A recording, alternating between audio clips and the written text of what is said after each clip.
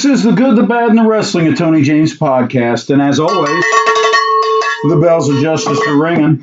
Hey, I want to thank you for tuning in today. I know I've been doing a long pause between episodes, but I'm not going to talk just to hear myself talk. I want to make sure I got something to talk about. And we got some stuff to talk about today. But before we do, I want to thank my sponsors, and I want to thank all the people that have helped me. So why don't we thank them right now? I want to start with Jose Sanchez Boots, right out of El Paso, Texas. Southpaw Boxing Club, Hilliard, Ohio. Sinbad's Gym, they keep me in all my gear, and in the bells of justice, they keep them ringing. And finally, Three Brothers RC, the finest in RC products. I want to thank all my sponsors for everything they do. I also want to tell you to check me out on Spotify under the Good, the Bad, and the Wrestling of Tony James podcast. Check me out on Facebook under GWB podcast, and check me out on YouTube as the Good, the Bad, and the Wrestling of Tony James podcast. Make sure you click follow and subscribe. I do appreciate it. Hey, let's get started. So the first thing I want to talk about today is a post that I saw. I've been watching, and it came out before the AEW London show. And I want to talk about this. So what do you say we dive into this right now? Okay, so as you can see on the screen, some guy named Drainmaker. All in 2024, with nearly 50,000 tickets out, has currently outsold 17 WrestleManias in history. 1, 2, 4, 5, 7, 9, 10, 11, 12, 13, 14, 15, 16, 20, 21, 22, and 37 combined. It says a 5-year-old company achieving this feat in the same venue the year following the highest attended wrestling show ever is impressive as hell. Well, you know what? I guess. I look at it this way, though. WrestleMania 1 was Madison Square Garden. Their capacity is around 20,000. WrestleMania 2 was in 3 different cities, and they were smaller venues as well. And you're talking probably 20,000 apiece. I don't know if that 40,000 is correct. WrestleMania 4 and 5 were at Trump Plaza, and the capacity was around 20,000. So as you go down the list, I don't think you should be tooting your horn. And I know this Drainmaker probably doesn't work for AEW, but just to kind of wrap your head around it, what are they doing when they're not selling out of the country, where we already know that places like Australia and Great Britain and everything, they don't get their hands on a lot of live wrestling, mainstream live wrestling. So of course they're going to sell it, and I say great for them. But to say that, look at everything the WWF/WWE couldn't do, they're in those eras, especially 1 through 10, WWF was selling out everywhere. They were selling out 20 and 30,000 seat venues that weren't pay-per-views. What's AEW doing other than papering a lot of their seating? So I don't know if I would be making that kind of statement. I don't agree with that at all. You sold 50,000, good for you. When you go to a 20,000 seat capacity, what are you selling? Are you selling 19,121 WrestleMania 1? You know, WrestleMania 20, Madison Square Garden, I believe, 20,000. So are you doing that? And then, of course, you're not talking about, let's see here, WrestleMania 3, WrestleMania 6, WrestleMania 8.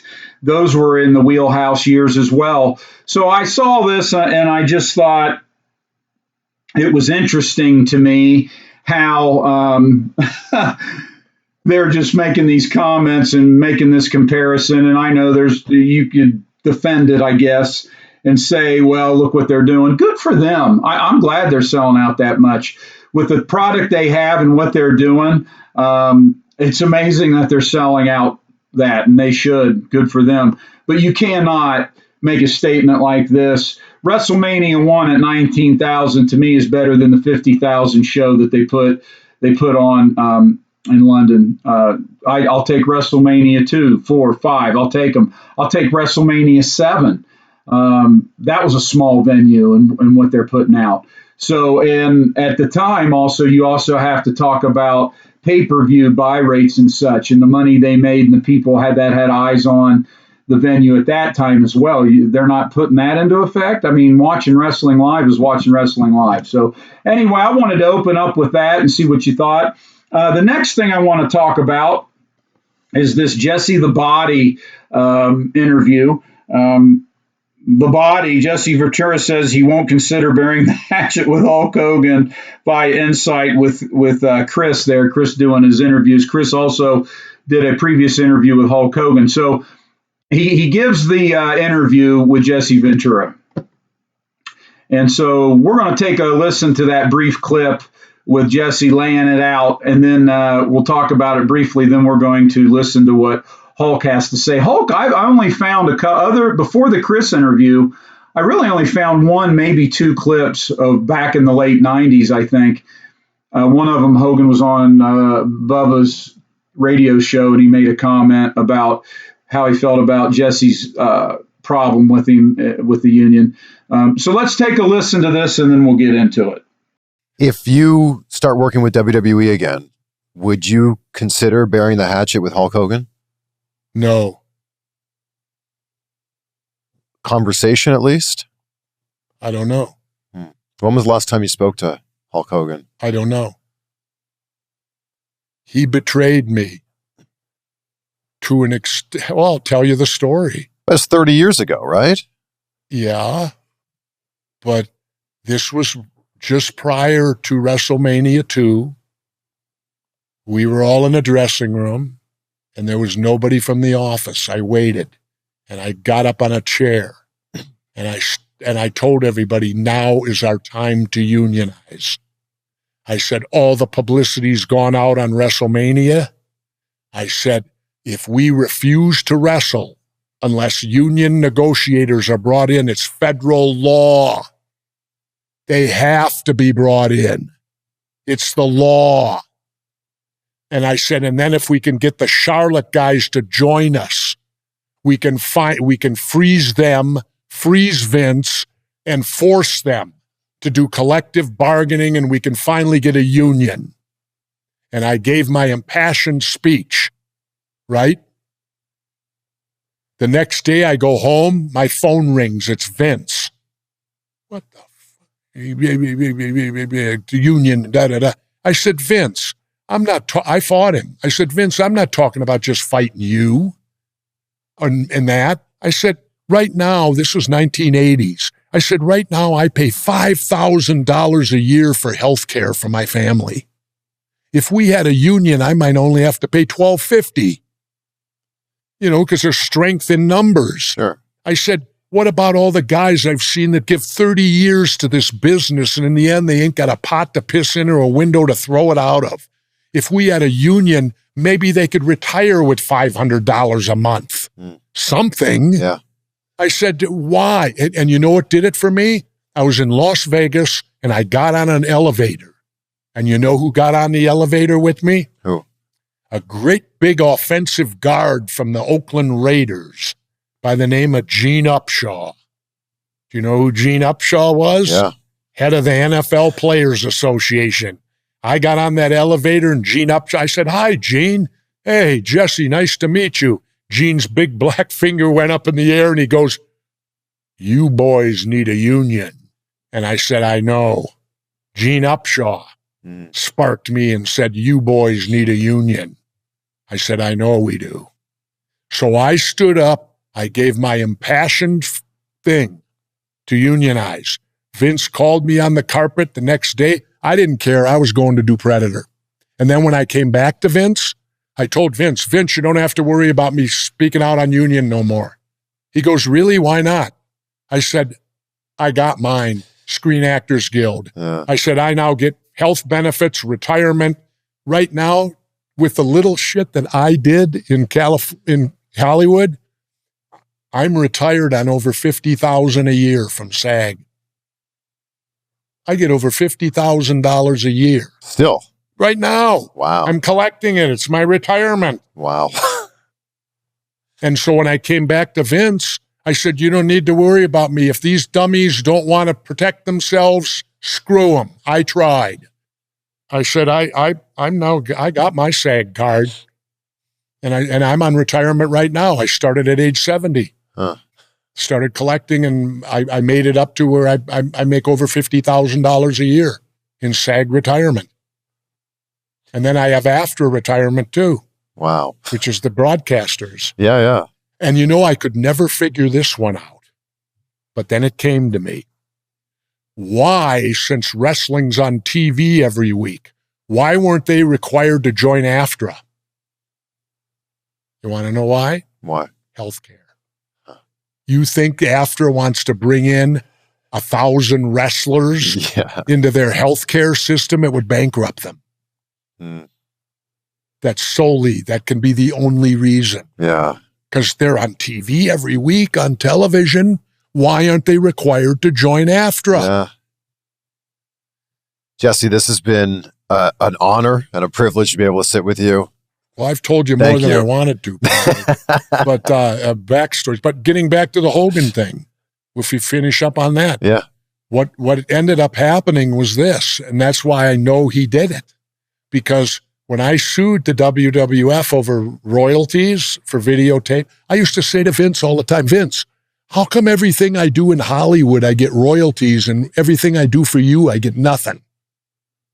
Why is that? Why are you different than Hollywood? Well, I said, could it be a union? Could that be the difference?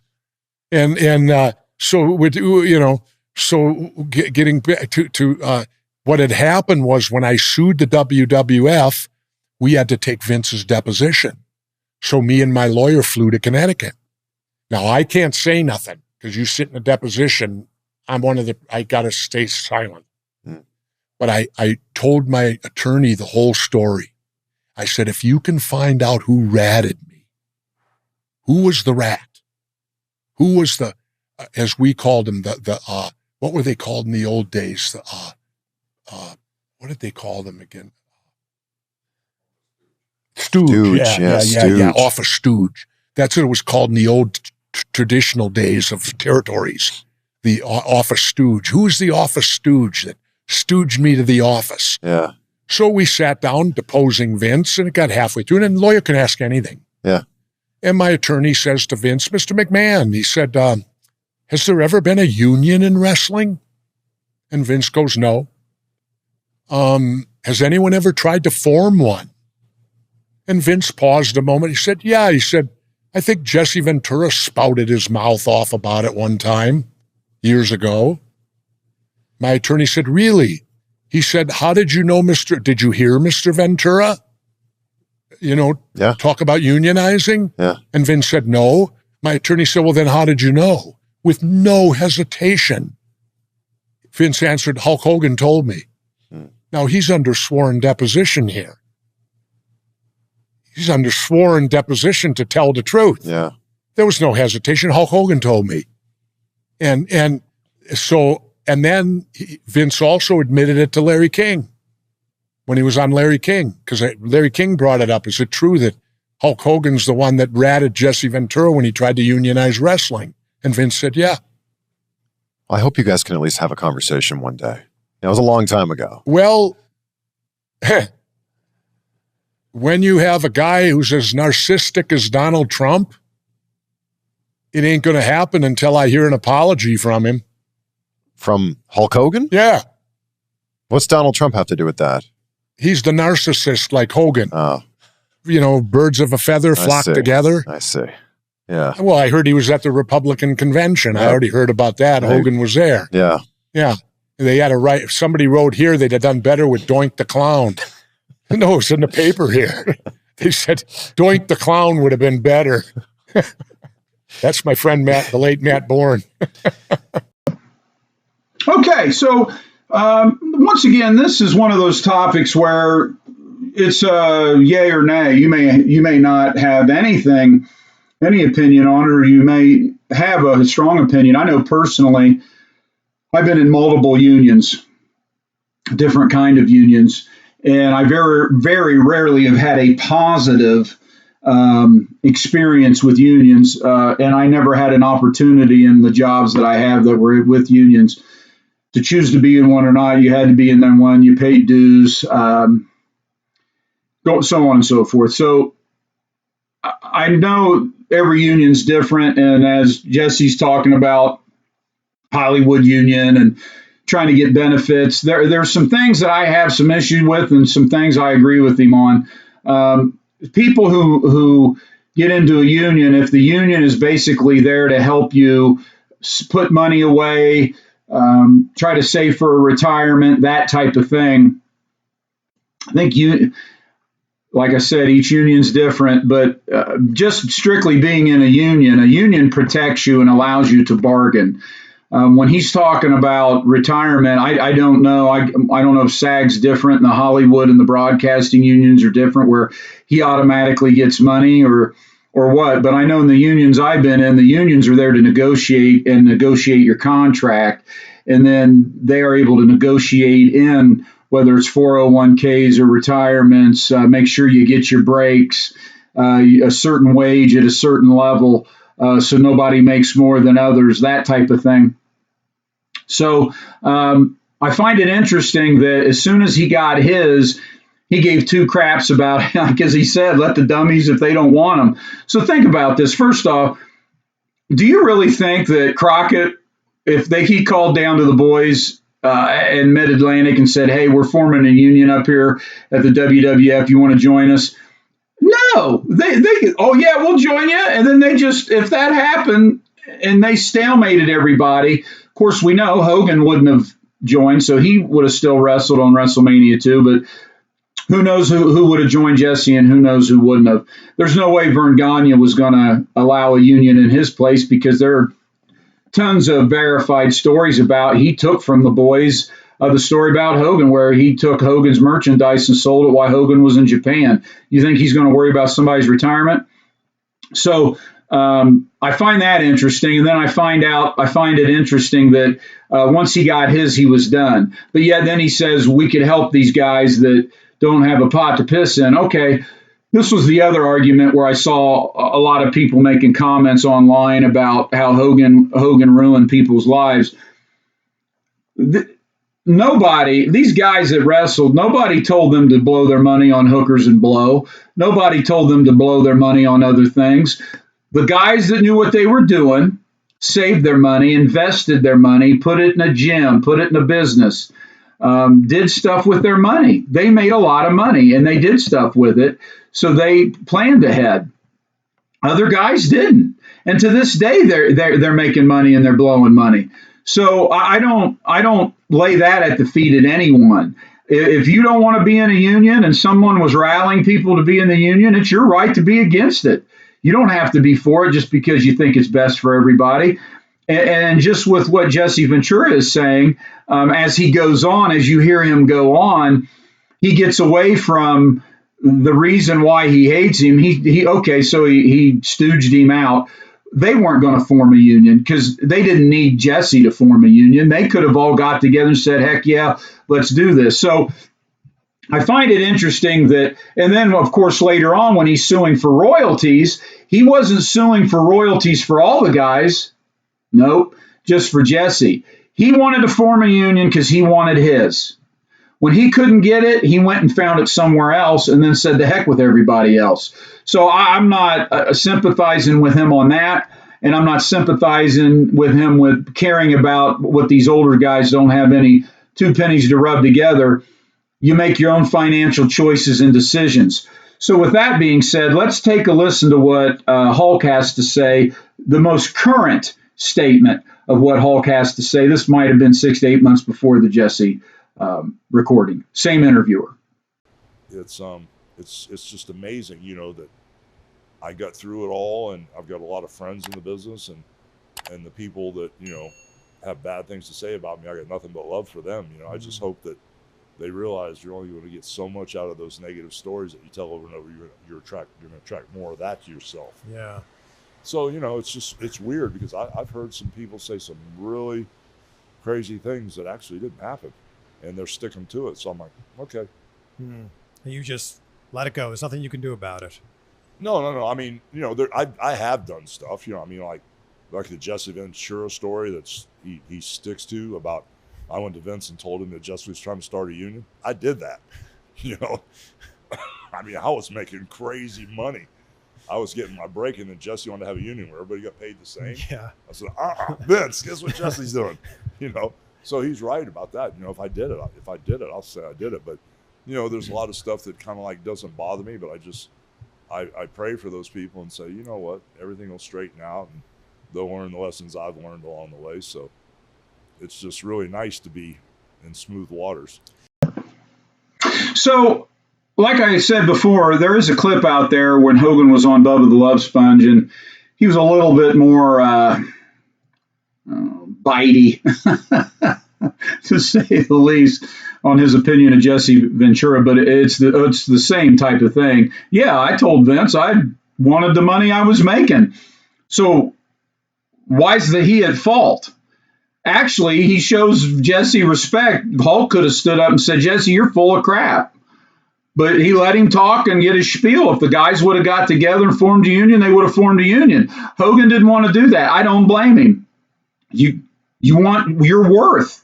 And once again, I can only speak from experience. In the good thing about unions is if you are in the right type of format, you get your contract negotiations, and you do get concessions and things that make working conditions better and pay better and livable circumstances better.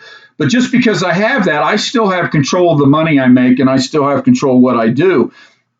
And it's not on anybody else what I do with it. The negative about that is you are restricted to what you can make and how you can make it.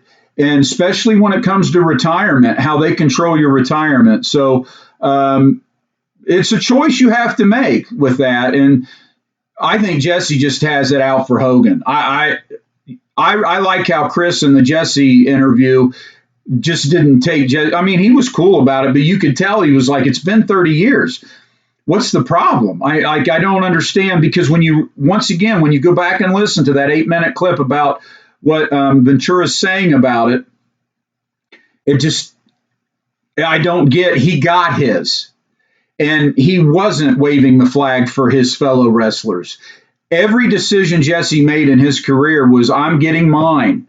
And he's making it sound like, well, since those dummies don't want to defend themselves, the heck with them. Okay, well, once again, you wanted yours all along. So, but it's not okay for Hogan to say he wants his. So anyway, I thought that was an interesting little thing that came out of all the Jesse thing. That's really the only thing I felt was contributed to his interview. I will say that back in the day, Jesse Ventura was a great announcer. I really enjoyed. He was a great foil to Gorilla, and my favorite program with Jesse Ventura, because let's face it, he was all about talking people into the arena and promos. His in-ring work was okay, but once again, you don't have to be a 5-star wrestler to get people over and get butts in the seats. So I'm not going to say he was a bad wrestler, because if he was bad, he wouldn't be where he was at. You don't have to like his working style, but that whole thing with the Hillbillies on Saturday night's Main Event and that whole quick little run was huge. People hated Jesse Ventura, and for him to run his mouth and get in the ring and then get out and do what he did was awesome. He got over. He's a great heel. That's a great wrestler to me. So anyway, I give him props for that. But on this little charade, I'm not a fan at all. So once again, I just want to get everybody to remember to follow me on Spotify, Facebook, and YouTube. Facebook is GBW Podcast. Please like and follow on Spotify. Please subscribe at The Good, the Bad, and the Wrestling of Tony James Podcast. And, of course, on YouTube, The Good, the Bad, and the Tony James Podcast. And I want to thank my sponsors as well. I really appreciate my sponsors, Jose Sanchez Boots, Southpaw Boxing Club, Three Brothers RC, and Sinbad's Gym. One last little tidbit I'm going to leave with you. We're going to talk about the latest thing with Vince Russo and his wrestling nowadays more fake than real. So I'm going to let the clip that I'm going to play after my little spiel here, I'm going to let the clip speak for itself. I do want to say, as you're watching this, you're going to see a picture of, this was the whole NBC promotion of Saturday night's main event, and this was 85, I'm sorry, 85. 4 guys. Now I want you to look at this lineup. The U.S. Express, Hulk Hogan, and Hillbilly Jim with Bob Costas. Now, these 4 guys were waving the banner. There was a great roster involved, but the U.S. Express was over big time. Hillbilly Jim, they used the old format of putting a guy in the front row and acting like he's nobody, and then he befriends the champ and comes in, and that's what they were doing with Hillbilly. Hillbilly got in and kept the Heenan family from cutting Hogan's hair. Then Hogan trained him. He had his first match with Rene Goulet, and I believe it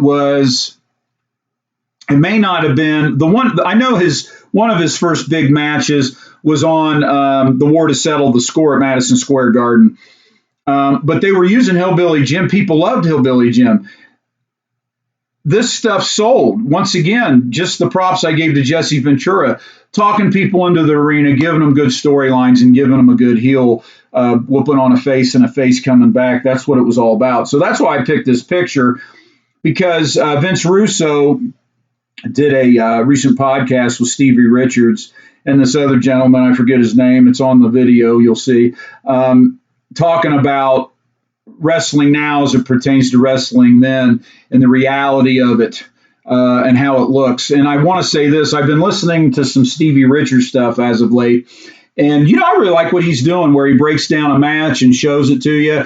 He tells his version of certain stories and things that have gone on, and just to get his perspective, it's refreshing to get a different perspective out there, because sometimes you get the same people doing the podcast and they got the same scenario and the same storylines and what they're talking about. And it's nice to it's refreshing to get someone else's take.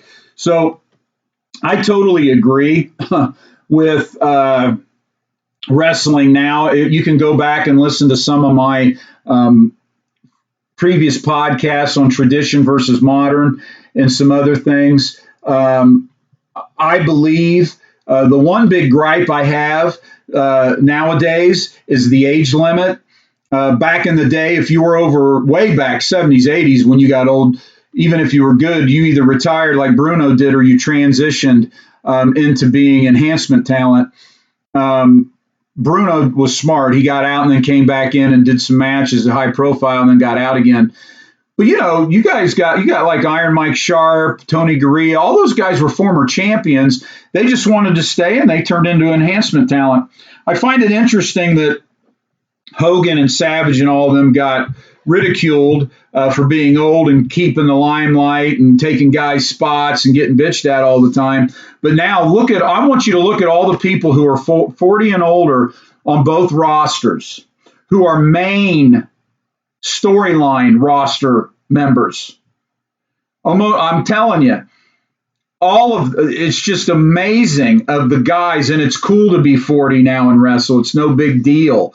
I just find it interesting, the same guys who are now in their 40s, who bitched and complained about the other guys when they were in their 20s, and those other guys were in their late 30s going into their 40s saying it's time to move over, old man, which to me, 40s is not old. 50s is not old. Heck, Jackson, is it Mike Jackson? He's like in his mid 70s, I think. Dare I say early 80s, and is still wrestling at a decent caliber.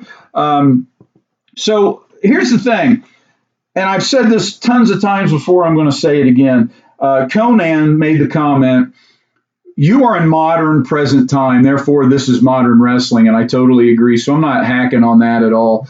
And I see it all the time in indie wrestling as well. To me, wrestling nowadays is they make a slot, they make the music, they make the gear, and they put a guy or a girl in it. If that person doesn't work out, it's just like the wrestling figures with accessories. You take the person out, you put someone else in, you change the name on the tights, you keep the color, you keep the music, and you send them out and you got a new person. That's why they have the training center. That's why they have all those people who really aren't wrestling fans per se. You think about old school nowadays to the current product is probably 2005, 19 years ago. When they look back on that and they just know of stories and video. Can you imagine if there wasn't a video library of the 70s, 80s, and 90s? There would be nothing. The other thing that I'm not a big fan of current day is the fact that you got, especially for big pay-per-view shows, I don't even know why you call them pay-per-view now because they're not, streaming shows, they take someone else's gear. Or there's this guy on YouTube and Facebook, and I wish I had a link because I'd show it to you. He'll take a current match, like he pulled one off of WrestleMania, he pulled one off of AEW's big show, and he played the match they hacked. So a match from like 20, 30 years ago, they're playing it at the same time as the current match, and you can see they're doing it move for move. So they're not even making up their own stuff. They're just, I'm telling you, you're going to see this one day if you haven't already. Someone's going to take the WrestleMania 3 Savage Steamboat match, do it move for move, and they're going to pass it off as their own. Same thing with the tights. They come out with the tribute gear, but everything's a freaking tribute now. Whatever happened to originality? So I digress. I'm going to play a clip for you once again, and it's talking about fake, the reality of the wrestling versus fake now, which is better, or why has it changed? And I believe some of the things that Vince Russo is saying, mid-card guys put on awesome matches 20 years ago, or even more than that, and nowadays those are better than the current stuff that are main eventing. So it is just real versus fake, current day wrestling. What's the deal? So I'm going to play that for you. And once again, I just want you to look at this picture of these four guys. And you pick four guys out of the AEW that could match up and sell the product like they did. I want to say this too. Hats off to Gunther and Randy Orton. Randy's the last guy, I think, that transitions old and new. I think he just is the greatest example of what is left. And good for him for signing 5 more years, because the wrestling industry needs guys like him, because there's very few and far between of guys that can bridge the gap of what he did coming up. He, of course, he was in the early 2000s, but keep in mind, he comes from the old school generation, and he was able to make that transition. Gunther, I think what makes him so likable, so popular and original is he is what wrestling used to be. No knee pads, solid boots, solid tights, no nonsense coming out and wrestling. That is what wrestling is. That is pro wrestling. He is pro wrestling. He's not glitzy tights, glitzy intro. He comes out in solid boots and trunks, no knee pads, and he goes to town. That is why I thought that match with Gunther and Randy Orton was so great. And that is why Gunther is so over, because he is the minority in the majority of modern wrestling, and that is why he's over. And I don't know why people aren't following his lead and getting back to less is more. So with that being said, enjoy this clip. It was great talking to everybody. Make sure you get out and support your local indie wrestling.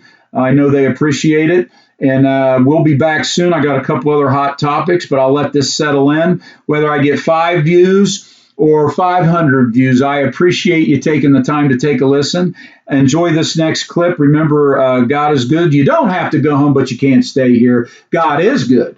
And we will see you at the matches. Russo'sBrand.com, where the pros are the pros. I want to talk to you guys about something, okay? Because it is so freaking glaring to me. Glaring to me. Now, guys, let's take the flip-flop flying and the performance art and all that shit. Put that stuff aside. Put that stuff aside. Bro, I watch the Attitude Era on Sunday. Then I watch Raw on Monday. Okay, so I'm watching these shows back to back. Ben, here is the glaring difference. When I am watching Raw, Attitude Era, no matter who's in the ring, I'll give you a perfect example, bro. There was just a three-way match between Road Dogg, Mosh, and D'Lo Brown. Okay? Bro, no matter who's in the ring, Ben, it looks like they're beating the shit out of each other. This is 63-year-old Vince telling you, bro, D'Lo, Road Dogg, and Mosh in a meaningless three-way look like they're beating the shit out of each other. Ben, later on in the show, this is when Vince had just given the hardcore title to Mick and gave Mick the makeover and all that. Bro, there was a no-holds-barred, false count anywhere, no DQ between Shamrock and Mick. Forget about it. Forget about it, bro. Bro, then I go to Monday night and I'm seeing The Miz. The Miz, I forgot how many years he's been in the business. Every one of these look like a freaking fake fight. I don't care who's in the ring. Nothing looks real. And my thing is, I'm looking at footage from 1998. Here we are in 2024. So we have 25 years of going from everything looking like it was absolutely real to nothing looking like it's absolutely real. That's the question I want to ask. How did we go from something that was so believable to you can't believe this shit if you want to believe it? Oh, well, that's the 5-star question, isn't it? As far as high spot wrestling took over, the fundamentals and the Triple H era of running NXT and whatnot obviously doesn't show the fundamentals of simple strikes, laying it in there. And then you can go back to the earliest Tough Enoughs where he was in the ring and they were throwing punches on him. He's snap selling and registering and like telling guys, good. No, if you sell like that, I'm going to hit you for real. Like that type of shit, the era he came from.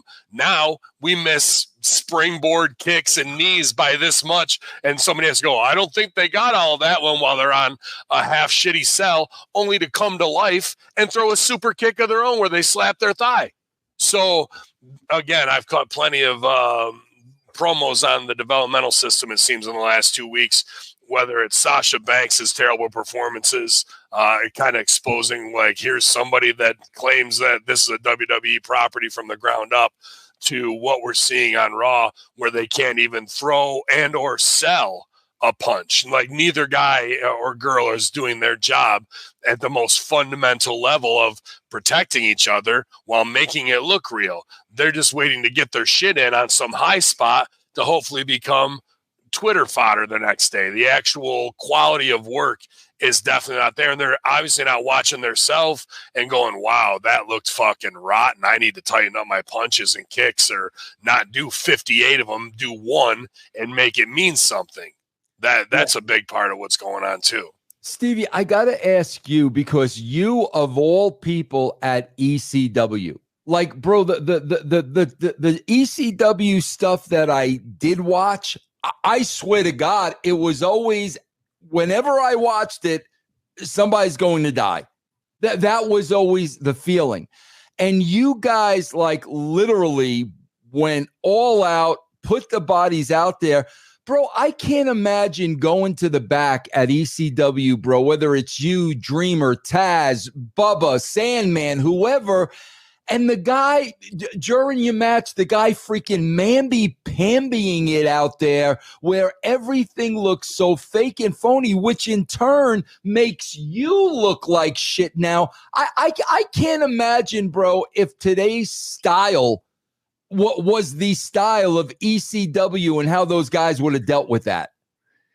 Well, the thing with ECW is there were guys like the Rottens and other people that it was pretty much a shoot, even with Perry Saturn and Cronus. But within storylines, I was kind of insulated in the Raven Dreamer, Luna, all the stories. But it came time for the actual payoff. Things got a little bit real. They were physical. It needed to look good. Number one, back then, and even in the Sid era of WWF, if it looks like shit, you're not going to sell it. If it continues to look like shit and weak, you're going to get eaten up in the ring and you're going to get squashed. That's the thing that will teach you as a young wrestler. Now, we're not saying hit anybody for real, but like the Rip Rogers, punch the balloon or the string, get as close as you can as possible. And if it's weak and then if it continues to be weak and it continues to be not something that suspends disbelief, you're off TV. You're not booked. Go back and learn how to work. That's the problem. Everybody's a star at NXT, which is essentially a wrestling school with television. That's all it is. This is a school show. Like Ben, if he ran a school show, this is like the old Iron Mike Sharp's school where we did an exhibition every 2 weeks for the students. But we're seeing these people get paid to learn. And that, where Ben says, I think the big problem with the developmental system is most people are getting paid to learn how to wrestle. That's just a bad way to break in. No gratitude for a push. And this is from somebody at 23, 24 years old, did not understand the gravitas of an actual push in TV time. But I eventually learned. And they think they're all good already because they're getting paid. I'm getting a paycheck. I must be awesome at this shit. I don't really need to get any better. What I'm doing is good. And nobody there is saying, no, your fundamentals are rotten and tighten it up, or else, or let's watch tape and see what I can do. So when I do get the extended Shawn Michaels hug and hat put over, and I'm going up to the main roster, I don't look like total trash when the bell actually rings. But that's when we say inside the bubble, they never see things clearly, and they never probably will, to be honest with you. And it makes you watch this show, and then I go, wow, there's a 2-year-old, there's a 3-year-old, there's a 4-year-old, there's a 5-year-old in the fucking front row. We're reviewing a children's show. Like there is no 18 to 49 when it comes to this stuff. They might have sexy women and play a little risque, but you want to see who the show is for, go look at the front row last night. So we might as well be reviewing Sesame Street and talking about the quality of puppetry that goes on at this point, So, but I want to push back on that, Ben. Go ahead. Or are we to say, I bring this up so often, they're making more money than they've ever made before. Sure. They are selling out houses. They're doing a lot. I'm not going to treat it like I'm watching Rocky. I'm going to treat it like I'm watching Ice Capades. Yeah. Because that's the level of quality that's out there. Are we in the PG era? Because supposedly with the Paul Levesque era, that PG era, they're doing everything else different. Camera shots, not the quick cuts every 2 seconds. They've made adjustments in the production, but what's the identity of WWE? That's my question. Yeah. AEW doesn't have an identity, and we always rag on them, but WWE, really outside of Triple H, who isn't even on the show, they talk about him, but what's the identity of this company? Let me tell you something, Stevie. People are going to be in for a rude awakening, because all we had last night, we had 2 things, bro.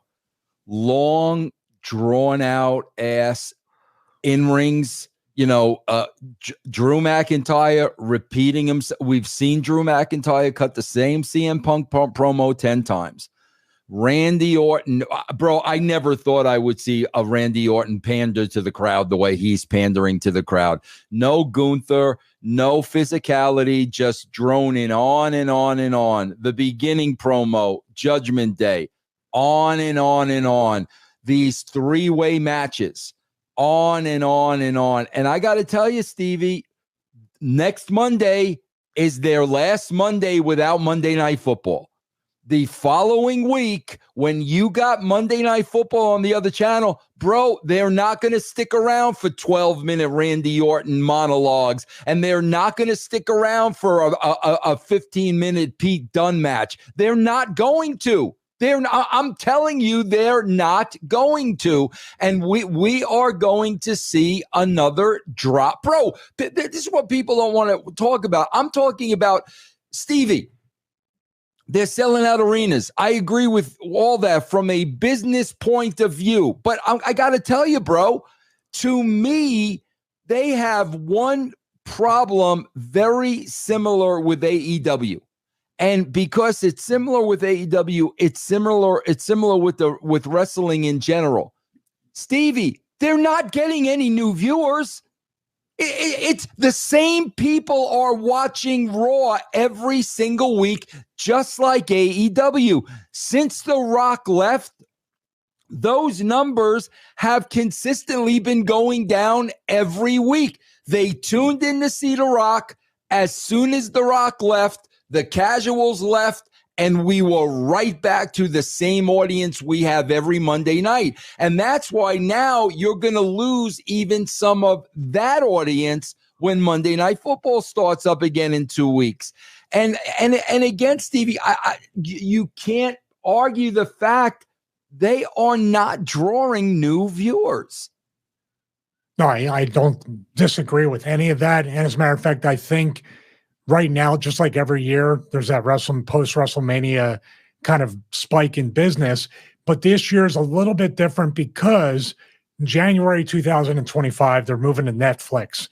They have nothing to prove with Fox, maybe a little bit with USA, but that's where SmackDown's going, correct? Yes. And Raw's going to Netflix. Here's my question. They probably already threw in the towel for Monday Night Football, which you and I creatively don't agree with. You can still get strong. That's the mistake because they're phoning it in, assuming that, well, the Netflix crowd is different than the cable crowd or the Fox, over the air antenna-free TV crowd. So, but what you need to do now is make your product worth the $12 to however many dollars a month that now people are going to pay. Next year, unless NFL really steps up the paywall stuff, if Monday Night Football and other things are at least available on basic cable, Amazon Prime, or sometimes network TV, CBS and Fox, why am I going to pay $12 to $20 a month for Netflix to watch a show that's been free for 25 years, 30 years? You know why, Stevie? The same reason they're watching the show now for free. Habit. Same reason, bro. They're the same people. Now it's not ratings. It's actually subscribers and the money that WWE. Netflix can look and see what subscribers are watching on Netflix, correct? Yes. And this is going to be live. So you're going to be getting some maybe minute-to-minute or quarter-hour metrics if you want them. Yeah. It's a completely different animal. And people, it's just like Shad Khan when we say there's no way, AEW fans complain. He can't just wake up, snap his fingers, and then shut down AEW. Oh, yes, he can. And Netflix can turn around and say, here's the $100 million or $50 million penalty because you guys aren't working out. We're not paying the rest of you. Look at Fox. Look at Fox. Yep. No, nobody wants to talk about that, bro. The big misses. Nobody wants to talk about. Like the WWE lost Fox. Nobody wants to talk about that, bro. No, bro. They could have been still there if they were drawing 4s and 5s. Exactly. AEW went all in last year to all in this year with half the crowd from last year. Nobody wants to talk about things. Ben, my thing I was telling Stevie was this. I know he just pushed back with you a little about they're selling out, they're doing this, they're doing that, and they're doing everything else. I agree with all that. But I got to tell you, Ben, I think the same problem exists with WWE that AEW has. I don't care what you say. Bro, I don't think they're bringing new fans in. I think it's that same crowd and audience watching this show every single week. They are not bringing non-wrestling fans to watch this, bro.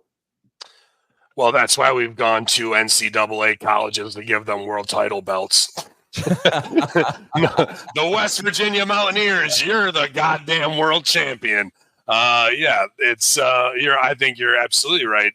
It's just generational that those Attitude Era fans that are now grandparents or becoming grandparents, or the millennials, are bringing their little kids. It's the same. Stevie's not wrong in that they're making more money. They've just understood how to take that operantly conditioned group of mice that will go up and press the electricity button instead of the food button because they're conditioned that way, to keep digging in their pockets generationally. Because when we allegedly had the conversation, it was SmackDown was at a 3.6 rating, went all the way down to 1.8 and bounced back to 2.1. And now everyone's like, they're having the best time under the Triple H era. Like, they know that's a lie. They're lying to themselves, and they keep spewing it forward. That is mind control.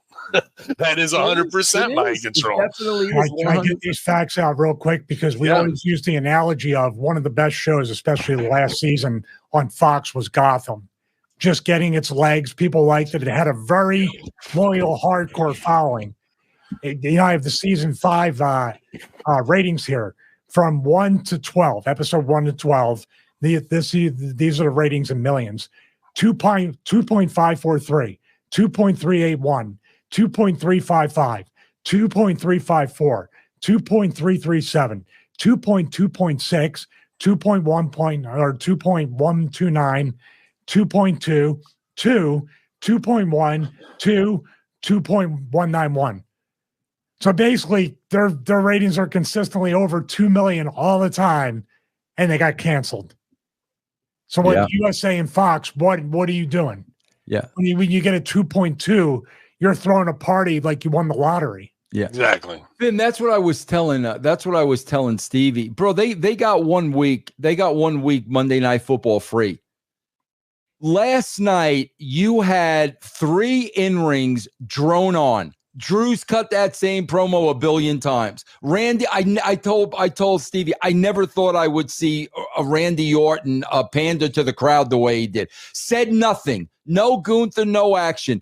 Judgment Day up top. Add to that 12-minute Pete Dunne freaking matches. Bro, when Monday Night Football is on in 2 weeks, they're not going to sit around for that shit. They're not going to sit there when Drew McIntyre is cutting the same exact promo for 10 minutes. No, and not on SmackDown. Definitely not. Especially after one show moves to Netflix. You think you're going to get people to turn TV off and go to an app where you can't go back and forth easily? You're in for a route. I don't think anybody over there has thought of that in watching of a cable viewership versus an app viewer, and how they're going to flip back and forth when something's lame or a match or somebody they like isn't on. That's going to be an interesting strike against them too. They've lied to more and more execs. That's what they do. And executives are waiting to be exposed and fail upwards. So in the meantime, this gives them some busy work to act like they're in command of something, but it's all a sham on everybody's side of the network. Executive who acts like they're going to do something and then has to fall on their sword and take the heat until they pass the heat onto somebody else and fail up again. And then the show gets resold to Amazon or Disney or whoever next. That's exactly what's going to happen. They got another 10, 15 years of grifting to do. They're absolutely, man. Absolutely. Until the Saudis buy it, and then nobody crosses the Saudis. Otherwise, that's the real end of your career. Yeah. So this is what they need to be smarting up with, and we will once again allegedly piggyback as a brain trust to try and help wrestling be better than what it is. There's things like, even now, the level of laziness as they are going to USA and leaving Fox. We say, oh, this is a house show mailed in, and we can predict this and call this the next 6 weeks blind. We can do it. Oh, Kevin Owens and Cody are going to end in a tag match. We talked about that 4 weeks ago, and here we are with Austin Theory and him again with terribly phony strikes. But even when they're laying it out, they think it's ironically funny that they've gone down this road 100 times. So now Kevin Owens gets to call out the game moves. We all know where this is going to go, so let's just skip the actual action, bring out Aldis, and Aldis make the match. And then They're actually calling out the script of how they do things and now not doing it, thinking it's a funny tongue-in-cheek that we're so fucking lazy that we don't care about TV time, that we already got your money, that we don't even need to put together a decent show because we're out of here. Peace. Isn't that funny, everybody, that we don't give a shit? Like, that's exactly what SmackDown was this week, dude. All right, Ben, what's happening at Ravens joint? All kinds of weed sales going down.